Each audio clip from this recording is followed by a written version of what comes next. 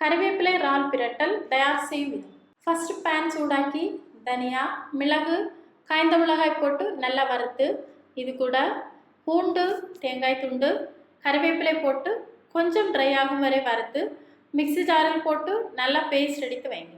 அடுத்து ஒரு பவுலில் மஞ்சள் தூள், பெருங்காயத்தூள், லைம் ஜூஸ், உப்பு போட்டு நல்லா மிக்ஸ் பண்ணி இது கூட இறால் போட்டு மிக்ஸ் பண்ணி வைங்க. அடுத்து பேன் சூடாக்கி ஆயில் ஊற்றி அரைத்த பேஸ்ட் ஊற்றி நல்லா கிளறி விட்டு இதில் ஆயில் வெளியே வரும் வரை வதக்குங்க. இனி மசாலா இதே மாதிரி சைடில் வைத்து ஆயில் சென்டரில் ஊற்றி இறால் போட்டு நல்லா ஃப்ரை பண்ணுங்கள். நல்லா ஃப்ரை ஆனதும் இறால் பீசஸ் எடுத்து ஒரு பிளேட்டில் வைங்க.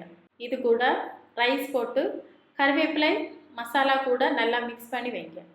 இந்த இறால் ஃப்ரை சுட சுட மசாலா புலாவ் கூட வைத்து டேஸ்ட் பண்ணுங்க.